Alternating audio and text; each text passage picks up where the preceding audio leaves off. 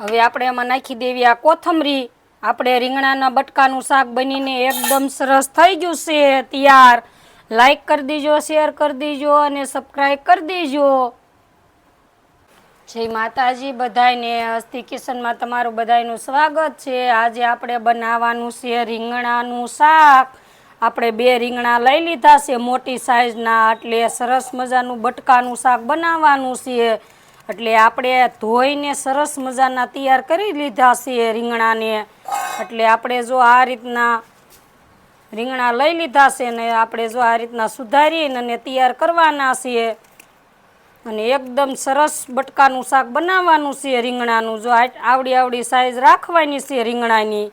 જો આપણે સુધારીને તૈયાર કરી વાળા છીએ। આપણે આજે નકરા જ રીંગણાના બટકાનું શાક બનાવવાનું છે અને સાદું અને સિમ્પલ બનાવવાનું છે। અને આ છે બધા મસાલા એકદમ સરસ। અને આપણે જો તેલ પણ ગેસ ચાલુ કરીને તવલું મૂકી દીધું છે અને તવલામાં જ બનાવવાનું છે। હવે આપણે તેલ એમાં નાખી દેવી।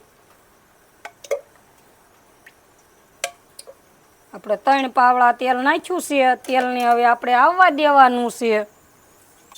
જો તેલ આપણે આવી ગયું છે એટલે આપણે નાખી દેવી રાઈ। રાઈ ફૂટી જાય બધી એટલે આપણે નાખી દેવી જીરું, ના છે હિંગ।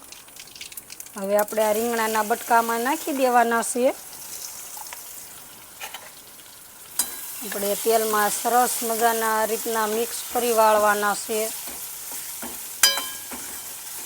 એકદમ સરસ। આપણે રસાવાળું બનાવવાનું છે રીંગણાના બટકાનું શાક અને ટેસ્ટી બને છે। આપણે તેલમાં જ સડવા દેવાનું છે, હાવ સડી જાય ત્યાં લગણ આપણે સડવા દેવાનું છે તેલમાં એકદમ। આપણે સડે એટલા માટે આ મીઠું નાખી દેવી। મીઠું નાખ્યું એટલે એકદમ સરસ સડે છે। સ્વાદ પ્રમાણે નાખવાનું મીઠું આપણે નાખી દેવી। હળદર નાખીને આપણે મિક્સ કરી દેવી એકદમ સરસ। અને આપણે આને એકદમ સરસ ધીમા ગેસે રીંગણાને સડવા દેવાના છે। હવે આપણે 2 મિનિટ આને ઢાંકી દેવી એકદમ સરસ।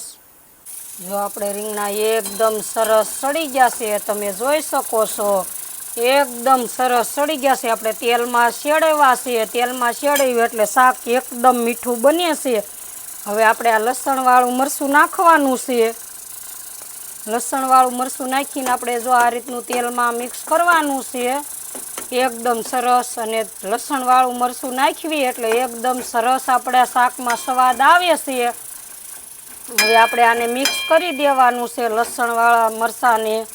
જો આ રીતનું મિક્સ કરીને મરચાંને આપણે સડવા દેવાનું એકદમ સરસ।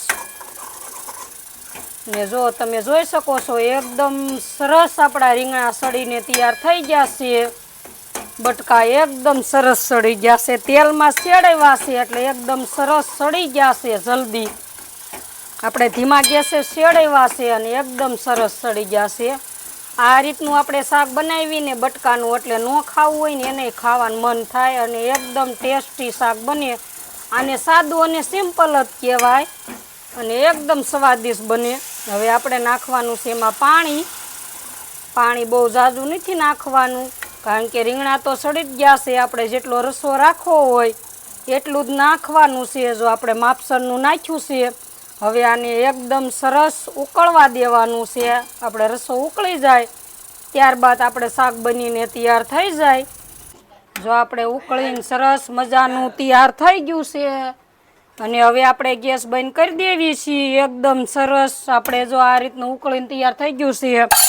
હવે આપણે નાખવાનું છે ધાણા જીરું, આ છે ગરમ મસાલો અને ધાણા જીરુંને મિક્સ કરી વાળવાનું છે એકદમ સરસ।